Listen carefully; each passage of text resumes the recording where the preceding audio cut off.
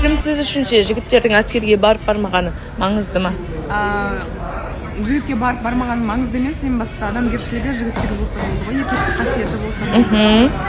Кімді бірінші құттықтайсыз? Ең бірінші інімді, ағаларымды құттықтаймын.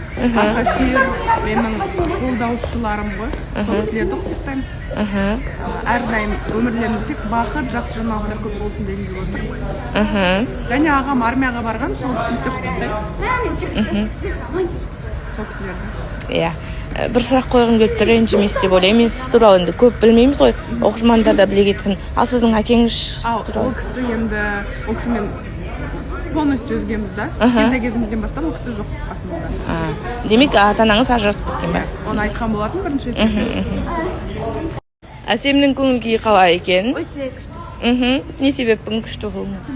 Мереке ма? Бүгін андай күшті. Мерекеге күшті тосын сыйыңыз бар ма? Тосын сый? Иә. Кімге? Кімге бар? Ешкімге тосын сый. Жоқ па? Күшті тосын сый жасайтын білмейміз. Әттеген ай, иә? Әттеген ай. Өздері солай қалады ма? Өздерінен көрсін десе. Кімді құттықтайсыз? Вообще бәрін бірге.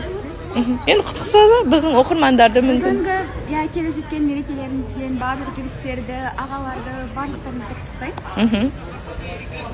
Жігіттің әскерге барып бармағаны маңызды ма? Негізі бұл праздник андай сияқты ше. Әскерге барған адамдар ғана тойлайтын праздник сияқты. Деп ойлайсыз ба? Солай екен. Бізде сөйтіп сылтау айтайық та, жігіттер айтады ғой, неше Амандасыңыз? Айбат мырза бүгін студияда. Сержан мырзаға және.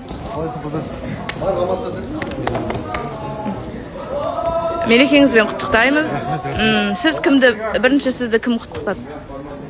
Жалпы мен Мейраммен да, үйдегілері құттықтады. Ұлым құттықтады мен. Ұлыңыз? Ұлым құттықтады, одан кейін анам, қарындастарым құттықтады. Одан кейін жалпы менің инста достарым құттықтады. Біз айтып жатырмыз, әскерге барған маңызды ма, қаншалықты маңызды деп сұрап жатыр. Маңызды еркек адам үшін.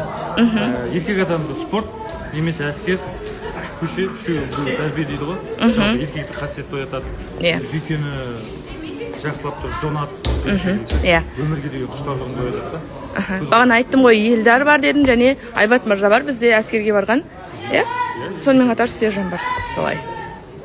Сіз қалайсыз, көңіл-күйіңіз қалай? Шүкір, жақсы, рахмет көңіліңіз. Барша жігіттерді 7 мамыр отан қорғау күніне шын жүректен құттықтаймын. Жігіттер өз атынан құтты болсын.